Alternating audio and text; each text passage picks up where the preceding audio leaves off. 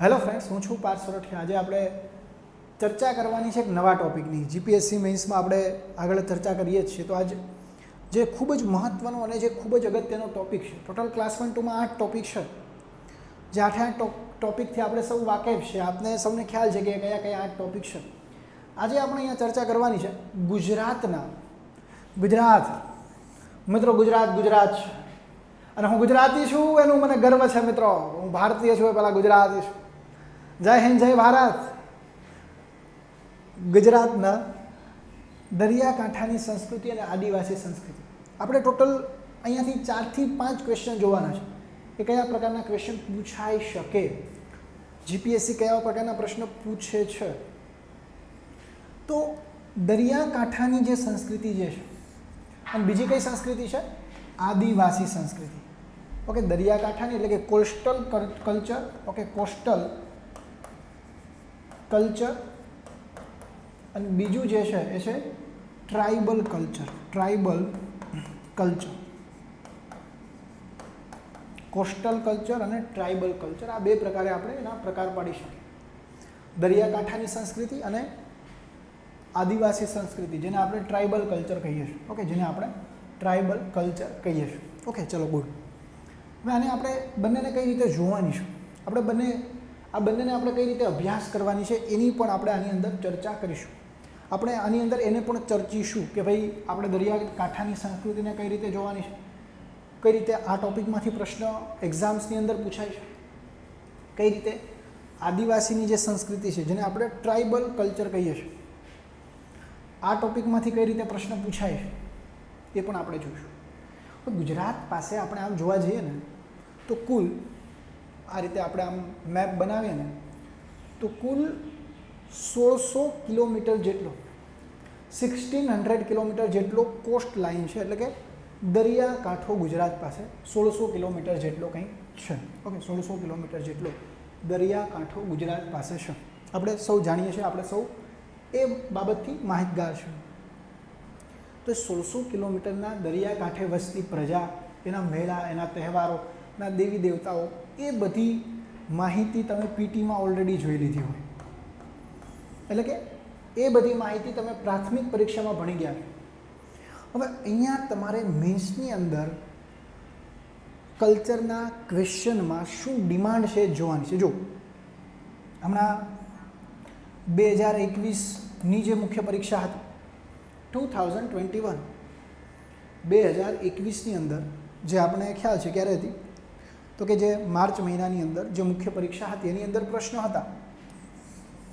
એ March મહિનામાં જે questions હતા એ શું હતા?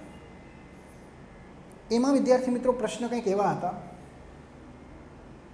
કે ભાઈ ગુજરાતમાં જે આદિવાસી સંસ્કૃતિ જે છે એના મેળાઓ અથવા ઉત્સવો, અને બીજું આની અંદર શું પૂછ્યું હતું?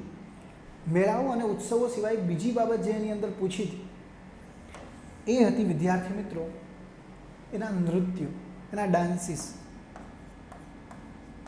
આ બે બાબતો અહીંયા તમને પૂછી. મેળાઓ અને ઉત્સવો, અને બીજી બાબત જે હતી એ હતી નૃત્યો. તો આ બે જે મહત્વપૂર્ણ બાબતો હતી એ તમને અહીંયા એક્ઝામ્સની અંદર, પરીક્ષાની અંદર જીપીએસસીએ પૂછ્યું. Are you getting my point? Idea આવે છે ને? તો ડાયરેક્ટલી એવું પૂછી લીધું. હવે તમને આગળ પણ પૂછે કે ગુજરાતના દરિયાકાંઠાના અથવા દરિયાકાંઠીની સંસ્કૃતિમાં જે આપણને મેળાઓ જોવા મળે છે અને જે તહેવારો જોવા મળે છે એના વિશે નોંધ લખો. આવો પ્રશ્ન પણ અહીંયા પૂછી નાખે છે. અને જીપીએસસી આ પ્રકારના પ્રશ્નો પૂછવા માટે જાણીતું છે. આયોગ જે છે, ગુજરાત પબ્લિક સર્વિસ કમિશન આયોગ, ઓકે, અથવા ગુજરાત પબ્લિક સર્વિસ કમિશન, આના માટે જાણીતું છે કે એ આ પ્રકારના પ્રશ્નો જે છે પરીક્ષામાં પૂછે છે. ઓકે, ચલો ગુડ. જોઈ પેલો પ્રશ્ન શું છે? પ્રશ્ન એક એવું કંઈક કહે છે કે ગુજરાતના વિશાળ દરિયાકાંઠાના લોકનૃત્યો અને લોકમેળાઓ વિશે નોંધ લખો. પેલા મુદ્દામાં તમારે લખવાનું છે લોકનૃત્યો, અને આપણે કેવું હોય તો એવું કહેવાય ફોક ડાન્સીસ. લોકનૃત્યોને આપણે અંગ્રેજીમાં શું કહીશું? Folk dances. Folk dances. બીજો શબ્દ છે લોકમેળા. એને આપણે અંગ્રેજીમાં શું કહેશું? ફેર કહેશું, મેળા કહેશું. પણ અહીંયા પર્ટિક્યુલરલી તમને પૂછ્યું છે કે ભાઈ ગુજરાતના દરિયાકાંઠાના લોકનૃત્ય લોકમેળા. હવે આવો ફેક્ટ ક્વેશ્ચન જ્યારે પૂછી નાખે ને એટલે આપણે નંબરિંગ આપીને લખવાનું. સમજાય? પહેલાં તો તમારે લખી નાખવાનું કે ગુજરાતમાં 1600 કિલોમીટરના દરિયાકાંઠે જે જ્ઞાતિઓ વસે છે, કે કઈ જ્ઞાતિઓ? મેર, ત્યારબાદ ઉપર વાઘેરો, મેર, વાઘેરો, પછી જે અલગ અલગ કોળી સમુદાય છે, ખરક સમુદાય છે, આહિર સમુદાય છે, ઓકે, ખારવા સમુદાય છે, પઢાર સમુદાય છે. તો આ અલગ અલગ જે સમુદાયો જે છે, સમજો વિદ્યાર્થી મિત્રો, આ જે અલગ અલગ સમુદાયો છે એના કંઈક લોક નૃત્યો હશે, એના કંઈક લોકમેળા હશે. એટલે શરૂઆતમાં ઇન્ટ્રોડક્શન આવી લખી નાખવાનું, પછી આમ ટાઇટલ આપી દેવાનું. કઈ રીતે લખવું એ કહું છું. મેં આ બધા ક્વેશ્ચન મોઢે જ લખ્યા છે, એટલે એ કોઈ ચિંતા ના કરતા. લોકનૃત્યો.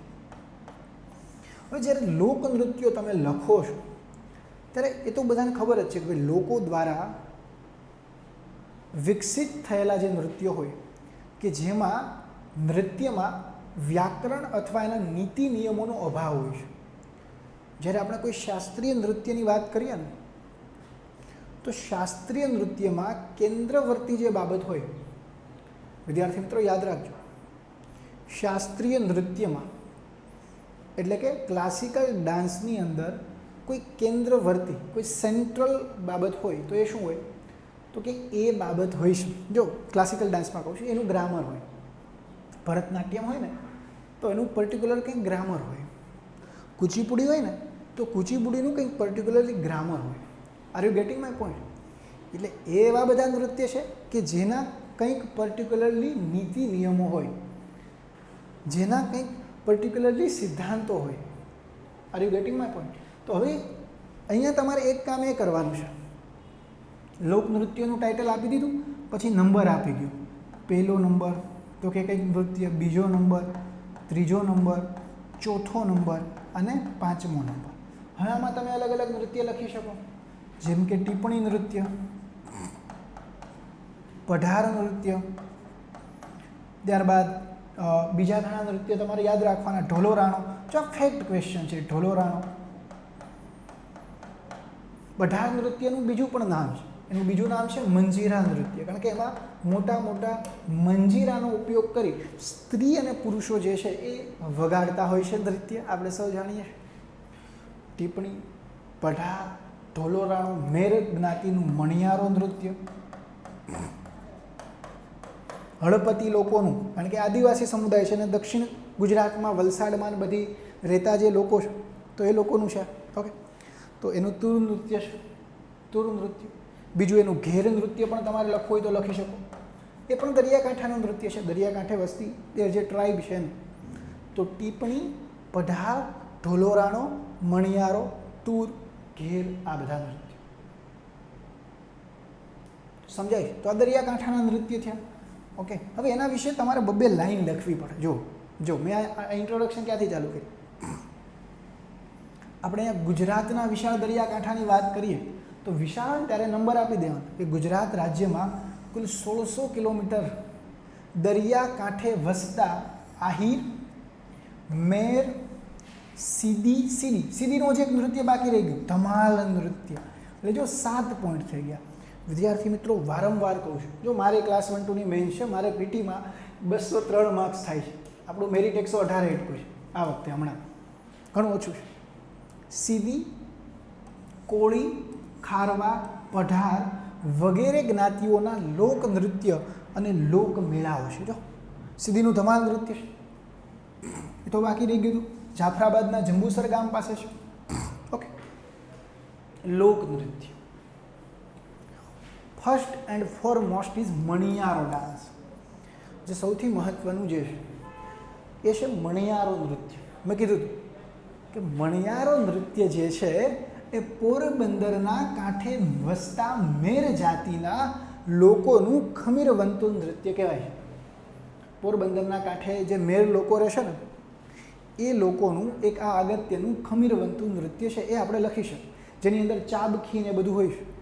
ઢોલો રાણો, જો ઢોલા રાણા નહીં, ઢોલો રાણો ભાવનગર જિલ્લામાં ઘોઘા પંથક ક્ષેત્રમાં, એ ઘોઘા એ દરિયાકાંઠે છે, ઘોઘા ઇઝ અ પોર્ટ, તો એ ક્ષેત્રમાં રહેતા કણબી, કોળી, આ બધા સમુદાયના જે લોકો છે જ્યારે પાકને હાર્વેસ્ટ કરે, ચોમાસામાં કરે કે ઉનાળામાં કરે, ગમે ત્યારે કરે, લણણી કરે ત્યારે સાથે સાથેના મનોરંજન પણ મળે. એટલે તગારાન, પાવડાન, મીન્સ કે જે અલગ અલગ લણણી માટે હોય તો એ બધા જ શસ્ત્રો, સાધનો લઈને ડાન્સ કરતા હોય, નૃત્ય કરતા હોય છે. ઓકે, તો એ છે ઢોલોરાણો નૃત્ય. ઓકે, જો આમાં તમારે આવું લખી શકો કે શારીરિક શ્રમની સાથે સાથે શ્રમજીવીઓ મનોરંજન પણ કરે છે. બંને વસ્તુ છે ને, શારીરિક શ્રમ પણ છે અને સાથે સાથે મનને રંજન પણ મળે છે. એટલે કે મનોરંજન, મનને રંજન મળે એટલે મનોરંજન. બીજું આ લખી નાખવાનું કે વર્તમાનમાં ઘોઘા સર્કલ મંડળી સાથે, જે ઘોઘા સર્કલ મંડળી એક નૃત્યની મંડળી હોય, જેમ આપણે ભારતની જે અલગ અલગ કલા હતી એમાં આપણે અલગ અલગ કલા જોઈ, તો એમાં અલગ અલગ ઘરાનાઓ જોયા હતા, આ ઘરાના તે ઘરાના, તો એ ઘરાનાઓ બધા નૃત્ય કલા સાથે ઓબ્વિયસલી સંકળાયેલા હતા. ઓકે, તો અહીંયા એ જ રીતે છે આખું. ઓકે, અહીંયા એ જ બાબત અહીંયા પણ છે. ચલો આગળ વધીએ. પછી છે ટિપ્પણી નૃત્ય. ચોરવાડ પંથક અને ઉના ક્ષેત્રમાં સામાન્ય રીતે ત્યાં ખારવા અને કોળી સમુદાય વધારે છે. એટલે એ સમુદાયના લોકો જ્યારે શ્રમજીવી પ્રવૃત્તિ, શ્રમ સાથે સંકળાયેલી પ્રવૃત્તિ કરતા, જેમ કે આપણું મકાન બને ત્યારે ધ્રાબો ધરવવાના હોય તો એક ટિપ્પણી હોય, એક સાધન હોય, એનાથી આમ ધરવતા હોય, તો શ્રમની સાથે સાથે આનંદ મળે એટલે આ રીતે આમ નૃત્ય પણ કરતા જતા હોય. ઓકે, આ રીતે આમ નૃત્ય કરતા હોય તો શ્રમ સાથે સંકળાયેલું નૃત્ય છે.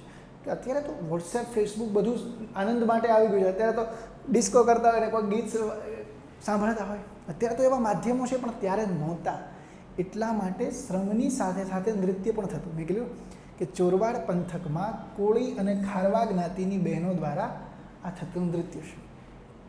નૃત્યમાં બહેનોને શારીરિક શ્રમની સાથે સાથે મનોરંજન મળે એ માટેનું આ નૃત્ય છે. શારીરિક શ્રમ તો ખરો, સાંભળજો, શારીરિક શ્રમ તો છે, પણ આ શારીરિક શ્રમની સાથે સાથે એનો હેતુ મનોરંજનનો પણ છે. સમજો, શારીરિક શ્રમની સાથે સાથે એનો જે અન્ય હેતુ છે, એનો જે બીજો જે ઉદ્દેશ જે છે એ મનોરંજનનો પણ છે. ચોથું નૃત્ય છે ધમાલ નૃત્ય. ધમાલમાં સીધી બાદશાહ આપણે કહીએ છીએ, એટલે કે એ જાફરાબાદ અને બધા ક્ષેત્રમાં, જાફરાબાદ પાસે એક ગામ છે જંબુસર, તો એ બધા ક્ષેત્રોમાં સીધી લોકોની સારી એવી વસ્તી છે. તો એ લોકો આ નૃત્ય, આમ તો આફ્રિકામાં એક નૃત્ય છે ગીલ નૃત્ય. આફ્રિકાનું એક મહત્વપૂર્ણ નૃત્ય છે ગીલ નૃત્ય. ગીલ નૃત્ય, તો આ ગીલ નૃત્યને મળતું આવે છે, જે હોય ને લખી નાખો. નૃત્યમાં સ્ત્રીઓના વાજિંત્રને સેલાની કહેવાય અને પુરુષોના વાજિંત્રને ધમાલ કહેવાય. Dhamal is a one kind of ઢોલકું, કે જે છે ને આ લોકો દરિયાકાંઠે રહેશે તો દરિયાકાંઠાનો એના નૃત્યમાં પણ પ્રભાવ જોવા મળશે. એ નાળિયેરમાંથી અલગ અલગ વસ્તુ બનાવે છે. એ પોતાના વાજિંત્રો પણ નાળિયેરની જે વધેલી છાલ હોય, પછી જે અમુક જે કઠણ પદાર્થ વધે છે, આપણે સૌ જાણીએ છીએ, તો એ છાલમાંથી આ લોકો શું બનાવશે? આપણે કીધું કે વાજિંત્ર બનાવશે. બીજું, નૃત્યકારો લોકજીભે સીધી બાદશાહ તરીકે ઓળખાય છે. લોકો એને સીધી બાદશાહ તરીકે ઓળખે છે. અને લગ્ન સંબંધિત જે અલગ અલગ પ્રસંગો હોય ને, લગ્ન અને આ અંતે ને બધું હોય ને, ત્યારે સીધી બાદશાહને બોલાવવામાં આવે છે. એ કદાચ તમને ના ખબર હોય તો કહી દઉં છું. ઓકે, ચલો આગળ વધીએ. અમુક બાબત તમને ખબર હોય, અમુક ન પણ ખબર હોય, એવું પણ બને. મંજીરા નૃત્ય. જો નળ કાંઠાને હું હંમેશા દરિયાકાંઠો જ ગણું છું. જે આપણો નળ સરોવરનો જે કાંઠો જે છે, નળ કાંઠાને આપણે દરિયાકાંઠા તરીકે કંઈ લઈ શકીએ છીએ. તો આ નળ કાંઠામાં વસતા કેટલાક લોકો છે. એક પર્ટિક્યુલર વલ્નરેબલ ટ્રાઇબ ગ્રુપ છે, જેને આપણે પીવીટીજી કહીએ છીએ, પર્ટિક્યુલર વલ્નરેબલ ટ્રાઇબ ગ્રુપ. તો એ ગ્રુપ એ નળકાંઠાના ક્ષેત્રમાં વસતા જે પઢાર લોકો છે એ 18 લોકોનું આ મંજીરા નૃત્ય છે ને એ બહુ જ ફેમસ છે. એમાં કેવું હોય કે નૃત્યમાં સ્ત્રીઓ અને પુરુષો હોડીના આમાં હલેસા મારતા હોય ને, હોડીના હલેસા. તો આપણે આ હોડી હોય તો આ રીતે નૃત્ય કરતા હોય છે. ઓકે, હોડીના જે રીતે હલેસા મારતા હોય એ પ્રકારનું દ્રશ્યાલેખન, જો અહીંયા શબ્દ પણ મેં સારો વાપર્યો છે, એ પ્રકારનું દ્રશ્યાલેખન આ નૃત્યમાં આપણને જોવા મળશે. એ પ્રકારનું દ્રશ્યાલેખન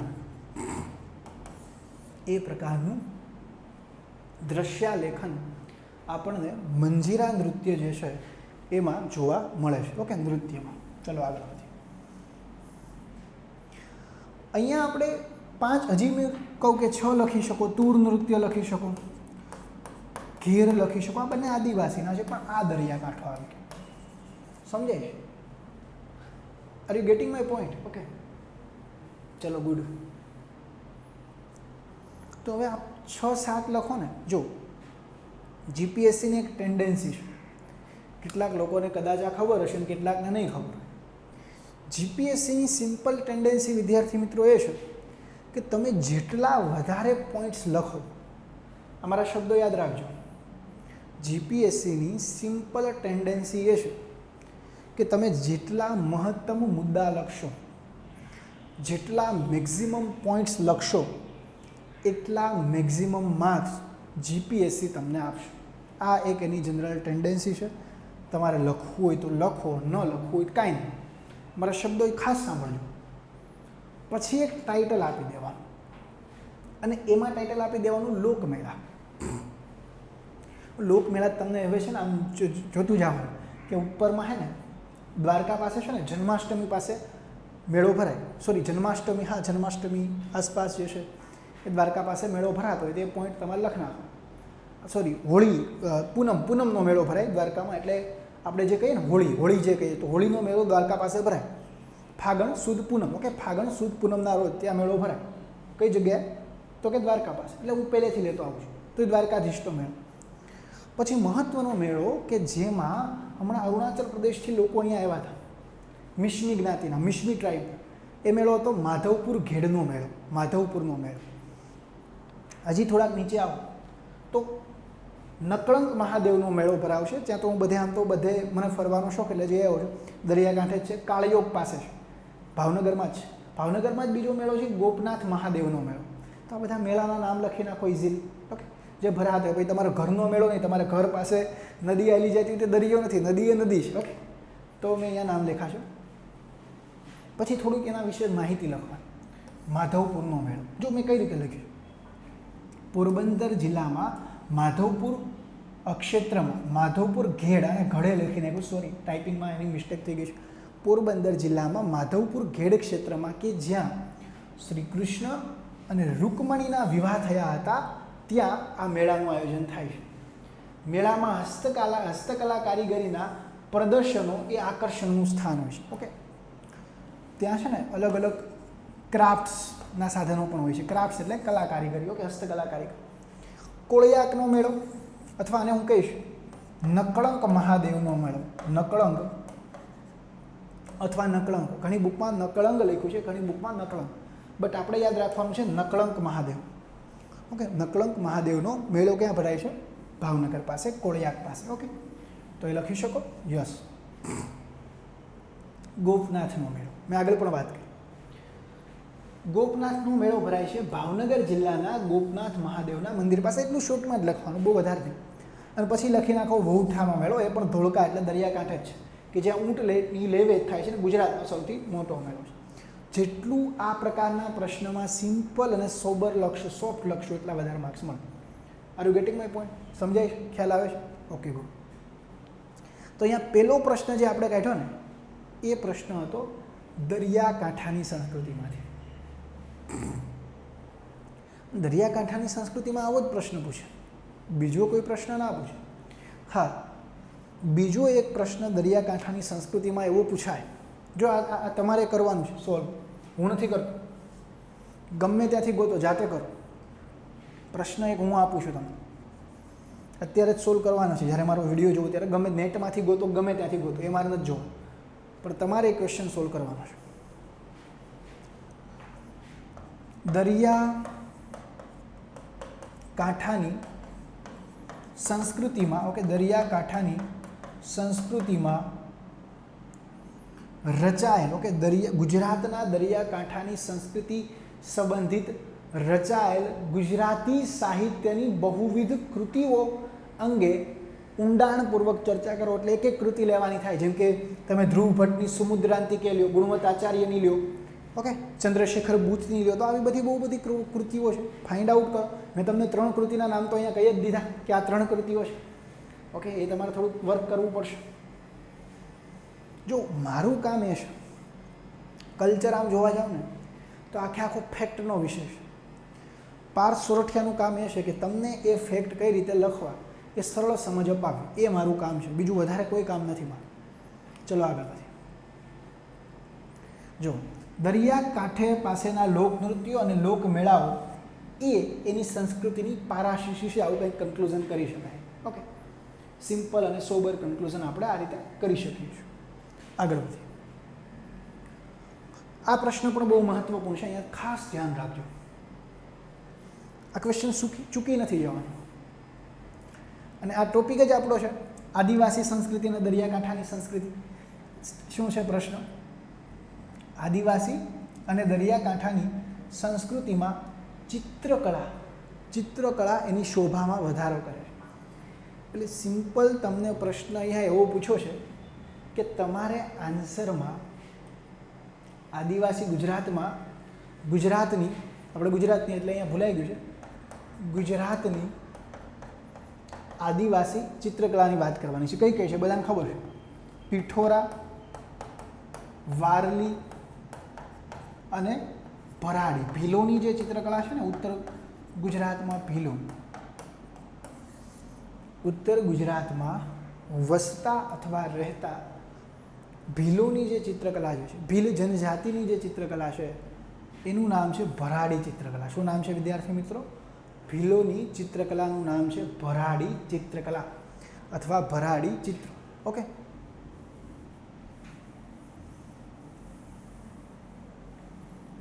હવે આગળ આપણે અહીંયા વાત કરીએ. જો ગુજરાતની કુલ વસ્તીમાં આદિવાસીઓની વસ્તીનું પ્રમાણ કેટલું છે? તો કે 14.75%. ગુજરાત રાજ્યમાં કુલ જે પોપ્યુલેશન છે, કુલ જે વસ્તી છે, એ કુલ વસ્તીમાંથી 14.75% જે વસ્તી જે છે એ આદિવાસીની છે. હવે એની કઈ ચિત્રકલાઓ છે? પિઠોરા ચિત્રકલા, વારલી ચિત્રકલા અને ભીલ ચિત્રકલા. દરિયાકાંઠા વસતા જે લોકો છે, જો પહેલાં આપણે દરિયાકાંઠાની આલેખ ચિત્રકલા છે હું તમને કરાવીશ. પિઠોરા ચિત્રકલામાં શું હોય? જો સામાન્ય રીતે આ ચિત્રકલા ધર્મ અથવા આધ્યાત્મિકતા સાથે સંકળાયેલી છે. આ તો બધાને ખબર, આ એક પોઈન્ટ છે. આ રીતે શોર્ટ એન્ડ સ્વીટ જ લખવાનું છે, ધર્મ અથવા આધ્યાત્મિકતા સાથે સંકળાયેલી ચિત્રકલા. બીજું માંગલ્ય માટે, પરિવારના માંગલ્ય માટે, લગ્ન પ્રસંગે, ઢોર ઢાખરમાં વધારો થાય એટલે, તો આ પ્રકારના હેતુઓ માટે પિઠોરા દેવની આરાધના કરવા માટે સામાન્ય રીતે દિવાલો પર થતી ચિત્રકલા છે. કેના ઉપર થાય છે? દિવાલો પર. તો દિવાલો પર થતી ચિત્રકલાને આપણે શું કહીએ છીએ? ભીંતી ચિત્રકલા છે. આ કેનો પ્રકાર છે? આ ચિત્રકલા જે છે વિદ્યાર્થી મિત્રો, પિઠોરા ચિત્રકલા એ ભીંતી ચિત્રકલાનો એક પ્રકાર છે. ઇંગ્લિશમાં મારે કેવું હોય તો એને કહેવાય મ્યુરાલ પેઇન્ટિંગ. શું કહેવાય? મ્યુરાલ પેઇન્ટિંગ. બીજી બાબત શું અહીંયા અગત્યની છે તો કે પિઠોરા ચિત્રકલામાં તમારે બીજું એ રાખવાનું જે એની દિવાલ પર થાય છે. બીજું તો કે એમાં સૌપ્રથમ ગણેશજીના ઘોડાનું ચિત્ર ડ્રો થાય છે. પછી પિઠોરા દેવના ઘોડાનું ચિત્ર થાય, મીન્સ કે પછી પિઠોરા દેવના ઘોડાને ચિતરવામાં આવે છે દિવાલ પર. અને ત્યારબાદ ઓકે આ બંને ચિત્ર છે, ગણેશજીનો ઘોડો અને પિઠોરા દેવનો ઘોડો. ત્યારબાદ કોના ઘોડાની? ત્યારબાદ ચિત્રાંકન ચાલુ થાય છે. અને જે વ્યક્તિ ચિત્રાંકન કરે છે પિઠોરામાં, જે પણ વ્યક્તિ ચિત્રાંકન કરે છે એને ચિતારા અથવા લખારા કહેવામાં આવે છે. બીજી વસ્તુ વિદ્યાર્થી મિત્રોએ કે હમણાં જ જીપીએસસી ક્લાસ 1-2માં એક પ્રશ્ન હતો કે માતાની પછેડી અને પીઠોરા ચિત્રકલા, પીઠોરા વચ્ચેનો તફાવત લખો. તો આ માતાની પછેડીમાં બધા ઘૂમરાઈ ગયા કે આ પછેડી શું આવ્યું એમ. ઘણા લોકો ડરી ગયા કે ભાઈ માતાની પછેડી એટલે આ છે કેવા, કહેના ક્યાં ચાહતે હે. ઘણા લોકો એ રીતે ગભરાઈ ગયા કે આ માતાની પછેડી એટલે આ કહેવા શું માગે છે. તો વિદ્યાર્થી મિત્રો, ગભરાવાનું નથી. માતાની પછેડી એટલે ચંદરવો. જે મારા ધ્યેય જીપીએસસીના જે મારા તારલાઓ છે ને એને આ ખબર છે એ ચંદરવો આપણે કેટલો ડિટેલમાં કરાવ્યો છે. ત્યાં મેં કલ્ચરના ટોટલ 53 લેક્ચર લીધા છે, 53. ધ્યેય જીપીએસસીમાં આપણે કલ્ચરના 53 લેક્ચર ભણાવ્યા, ડિટેલમાં, બધું ડિટેલમાં કરાવ્યું. ઓકે. અને અમારા 80+ વિદ્યાર્થીઓ એસટીઆઈમાં પાસ થયા છે, જે અમને અમારા માટે બહુ એક ખુશીની બાબત છે, સારી બાબત છે. ચલો આગળ વધી. જો છોટાઉદેપુરના રાઠવા આદિવાસીની ચિત્રકલા છે. ખેતીવાડીમાં વિકાસ, ઢોર ઢાખરની સુકાકારી, આ મેં બાબત કરી દીધી. ગાયના છાણના 2 સ્તરો અને ચોકના પાવડર, ચોકના પાવડર લગાડો, એટલે ચોકનો પાવડર લગાડો એટલે કેમ થાય, દિવાલ સફેદ થઈ જાય. ઇઝીલી તમે કરી શકો. કીધું પહેલાં ગણેશ છે અને ત્યારબાદ પીઠોરા દેવના ઘોડાને ચિત્રે છે. લખારા કે ચિતારા તરીકે ઓળખાય. આ 5 પોઈન્ટ લખી નાખો, સિમ્પલ એટલે માર્ક્સ મળે. વાર્તા નથી કરવાની, દાસા સાહેબે ના પાડી છે. ઉત્સવ પરમાર હમણાં ઇન્ટરવ્યૂ લીધું દાસા સાહેબનું, દાસા સાહેબે એવું કીધું કે વાર્તા રે વાર્તા, ભાભો ડોશી ચારતા, એવું બધી આવે ને. તો વાર્તા નથી કરવાની ભાઈ, યાદ રાખ. ઓકે, ચલો આગળ વધીએ. આ બધા વાર્તા કરીને ત્યારબાદ વારલી ચિત્રકલા, વારલી. ઓકે, ત્યારબાદ આપણે ચર્ચીશું અથવા ત્યારબાદ આપણે ચર્ચા કરીશું વારલી ચિત્રકલા. વિદ્યાર્થી મિત્રો, મહારાષ્ટ્ર અને ગુજરાતના દક્ષિણના ક્ષેત્રમાં જે વારલી અને જે કોકણ અથવા જે આપણે વાત કરીએ છીએ ત્યાંના ગામિત અને ચૌધરીને લોકો છે, વારલી અને ગામિત લોકો, એની આ ચિત્રકલા છે, વારલી ચિત્રકલા. વારલી એક સમુદાય છે, એના નામ પરથી ચિત્રકલાનું નામ વારલી પડ્યું છે. તો આ સ્પષ્ટ રીતે ધર્મનિરપેક્ષ ચિત્રકલા છે. જો અહીંયા મુખ્ય બિંદુ એ યાદ રાખવાના છે, ધર્મનિરપેક્ષતા. આ ચિત્રકલા કેવી છે? તો કે વારલી ચિત્રકલા એ ધર્મનિરપેક્ષ છે. બીજી બાબત કે આમાં ભૌમિતિક આકારનો યુઝ કરાય છે.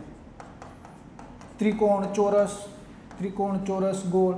કોઈની મુખાકૃતિ બનાવી હોય ને તો ત્રિકોણ, ચોરસ, ગોળ આ પ્રકારના ભૌમિતિક આકારોનો ઉપયોગ અહીંયા કરવામાં આવે છે. ત્રીજી બાબત શું છે? આપણે ધર્મનિરપેક્ષતાની વાત કરી, ભૌમિતિક આકારોનો અહીંયા ઉપયોગ થાય છે. પછી શું મહત્વની બાબત છે? તો યાદ એ રાખવાનું છે કે વારલી ચિત્રકલામાં જે અન્ય મહત્વની બાબત એ છે કે એ ધર્મનિરપેક્ષ છે, એટલે એમાં લોકચિત્રકલા અથવા લોકજીવનને આલેખતા વિષયો ઉપર ચિત્રાંકન થયું છે. જેમ કે કોઈના લગ્ન પ્રસંગો હોય, વારલી સમુદાયના વાર તહેવારો હોય, એના ઉત્સવો હોય, એના નૃત્યો હોય. જેમ કે રમલી નૃત્યનું છે. લગ્ન પ્રસંગે વારલી સમુદાયમાં જે નૃત્ય થાય છે એમાં એક નૃત્ય છે રમલી નૃત્ય. ઓકે, રમલી નૃત્ય. તો એ પણ એનો એક ભાગ છે. ઓકે, ચલો. તો બીજું, આમાં ચોખાની લુગદીનો ઉપયોગ થાય છે, જે મટીરિયલ તરીકે ચોખા, એટલે જો મેં જોયું આ સફેદ રંગની હશે, જો દક્ષિણ ગુજરાત અને મહારાષ્ટ્રના ધર્મનિરપેક્ષ ચિત્રો. આની નીચે અંડરલાઈન કરવાનું, ધર્મનિરપેક્ષ ચિત્રો અંડરલાઈન કરી દેવાનું. કીધું ને, લગ્ન, તહેવારો, મેળાઓ, પાક, લણણી ચિત્રોની મુખ્ય વિષય વસ્તુ છે. ઓકે, કીધું કે ચોખાની લુગદીનો ઉપયોગ કરી ત્રિકોણ, ચોરસ, વર્તુળ જેવા ભૌમિતિક આકારોના ઉપયોગ દ્વારા અહીંયા ચિત્રને ડ્રો કરવાનું. હમણાં દાસા સાહેબે કીધું કે તમને એવું પૂછાય કે ભાઈ ચાંપાનેરનો ડુંગર છે, તો ભાઈ પાવાગઢનો ચાંપાનેરના એક એસટીઆઈમાં એક પ્રશ્ન હતો, એસટીઆઈની મુખ્ય પરીક્ષા, કે ચાંપાનેરનો કિલ્લો શિલ્પ અને સ્થાપત્યની દ્રષ્ટિએ અજોડ સ્થાન ધરાવે છે અથવા એક મહત્વનું સ્થાન ધરાવે છે. તો આમાં બધાએ વાર્તા શું ચાલુ કરી દીધી ખબર છે કે ભાઈ ચાંપાનેરનો કિલ્લો એમાં લખ્યું હતું, તો એ તો પાવાગઢનો ડુંગર ડ્રો કે અહીંયા કાળિકામાનું મંદિર બતાવ્યું. તો એ રીતે નથી કરવાનું. બને ત્યાં સુધી ક્વેશ્ચનની ડિમાન્ડ ફૂલફિલ થાય. બને ત્યાં સુધી ક્વેશ્ચનની ડિમાન્ડ ફૂલફિલ થાય એવા જ આપણે પ્રયાસો કરવા. વાર્તા કરવાની થતી નથી અને એવા કોઈ ખેલ ના કરો પ્લીઝ. પછી જે ભરાડી ચિત્રકલા, ઉત્તર ગુજરાતના ભીલજે સમુદાયના લોકો છે એ પોતાના ભાવોને ચાંદો, સૂરજ આ પ્રકારના ભૌમિતિક આકારો ડ્રો કરી અને ચિત્રો ડ્રો કરે છે. ઓકે, મેં કીધું કે ઉત્તર ગુજરાત અને મધ્ય ગુજરાતમાં વસતા ભીલ લોકો ચાંદો, સૂરજ આ પ્રકારના સિમ્પલ ડ્રો કરે છે. તમારે સારામાં સારી જોઈએ તો વારલી ચિત્રકલા છે, એટલે મારા દ્રષ્ટિએ. ઓકે, આમ ટૂંકમાં જોવામાં લુકમાં તમને સારી લાગશે. આ બહુ સરળ છે, સિમ્પલ છે. બધા લોકો આપણે આમ નાના હોય ને ત્યારે સૌથી પહેલાં કોઈ કામ કરતા હોય ને તો ગાલાની ચિત્રકલા પૂરતા. મને યાદ છે, મારા ચિત્ર તો એટલા બધા ખરાબ થતા ને તો હું પહેલાં ગાલાની ચિત્રકલા ડ્રો કરતો. બાકી ચિત્રમાં તો આપણે બહુ ખરાબ હતા, છતાંય ગાલાની ચિત્રકલા પહેલાં ડ્રો કરી નાખતો હતો. દરિયાકાંઠાની સંસ્કૃતિમાં કઈ કઈ ચિત્રકલાનો વિકાસ થયો? આમાં એને બધા આમ છાનુમાના થઈ જાય કે સાહેબ આમાંય વિકાસ થયો? યસ, થયો હતો. આલેખ ચિત્રકલા, આલેખ. દરિયાકાંઠાની સંસ્કૃતિમાં જે ચિત્રકલા વિકસિત થઈ છે કોસ્ટલની અંદર, ઓકે, દરિયાકાંઠે, કોસ્ટલ એરિયાની અંદર દરિયાકાંઠે જે ચિત્રકલા વિકસિત થઈ છે એનું નામ છે આલેખ. સામાન્ય રીતે દરિયાકાંઠાની જે બહેનો છે, અલગ અલગ સમુદાયની જે બહેનો છે, આયર જ્ઞાતિ હોય, આયર, ખરક, કોળી, આયર અથવા આહિર, ઓકે, આહિર, ખરક, કોળી, આ અલગ અલગ જે સમુદાયો જે છે એ સમુદાયની બહેનો જે છે એ પોતાના જે ફરજો હોય, આપણે ફરજો કહીએ કે જ્યાં ગાયને બાંધવામાં આવે તો ફરજાની દિવાલો ઉપર ચિત્રાંકન કરે છે વિથઆઉટ પેન્સિલ. એનાથી પોતાના હાથે જ બધા ચિત્રાંકન કરશે કે જે વલોણું વલોવતી હોય તો એ પ્રકારના ચિત્રો. તો આ પ્રકારના અલગ અલગ બધા ચિત્રો ડ્રો કરે છે. અને આ ચિત્ર જે મધુબાની પેઇન્ટિંગ છે બહુ ફેમસ છે. મધુબાની ચિત્રકલા પણ એક લોક ચિત્રકલા છે. તો મધુબાની ચિત્રને મળતું આવે છે, મધુબાની ચિત્રકલાને મળતું આવે છે એવું અલગ અલગ ચિત્રકારો જેમ કે રવિશંકર રાવળના આ બધાના મંતવ્યો આવા છે. ઓકે, આ પ્રકારના એમના મંતવ્યો છે. ચલો આગળ વધીએ વિદ્યાર્થી મિત્રો. આલેખ ચિત્રો વાત કરીને કે મધુબાની ચિત્રકલાની જેમ ભાવનગર જિલ્લામાં દરિયાકાંઠે વસતી ખરક, આહિર અને કોળી જ્ઞાતિની બહેનો અથવા સ્ત્રીઓ ઘરની ઓસરી, વંડી, ઢોરની કોઠ, એટલે કે જ્યાં ઢોરને બાંધવાની જગ્યા હોય ને અમે ફરજો કહીએ કાઠિયાવાડીમાં, પણ આમ સુશિષ્ટ ગુજરાતી ભાષામાં એને કેવું હોય તો એને કોઠ કહેવાય. શું કહેવાય? કોઠ. માટીની ગાર લીપી પલાળીને ખડી કે ગેરું, ખડી સફેદ રંગનું હોય અને ગળી તો આપને ખબર છે કે ગળી પણ આવે. ઓકે, તો વલોણું વલોવતી સ્ત્રી, પાણિયારું, હાથી, વાઘ, મોર, પોપટ આ પ્રકારના ચિત્રો ડ્રો કરે છે. સિમ્પલ એટલું લખો, માર્ક્સ મળશે. માર્ક્સ ન મળે તો મને કહેવાનું. मार्क्स શું કામ નહીં મળે? मार्क्स મળશે. मार्क्स आपको मिले, भरपूर मार्क्स मिले. चिंता नहीं करनी, चिंतन करने का. चिंताने तेजो અને ચિંતન કરો, માર્ક્સ મળશે. બીજી વસ્તુ છે બ્રેન સ્ટોર્મિંગ. મારે જીએસમાં માર્ક્સ આવે છે એનું મેઇન કારણ છે બ્રેન સ્ટોર્મિંગ. હું કોઈ પણ ટોપિક ઉપાડું, એને વિચારું, એને લખું, એને સપોઝ મેં લીખું આરટીઆઈના એક બાજુ પડકાર, વે ફોરવર્ડ. જેટલી તમે વધારે પ્રેક્ટિસ કરશો, પ્રેક્ટિસ મેક્સ પરફેક્ટ. વારંવાર કરાયેલું પુનરાવર્તન, પ્રેક્ટિસ તમને માર્ક્સ અપાવશે. તો વિદ્યાર્થી મિત્રો, આગળના જે બે ક્વેશ્ચન આપણે સોલ્વ કરશું પ્રશ્ન 3 થી, એ હવે આગળના લેક્ચરમાં એ બે ક્વેશ્ચન સોલ્વ કરશું. ત્યાં સુધી મને રજા આપો. જય હિન્દ, જય ભારત.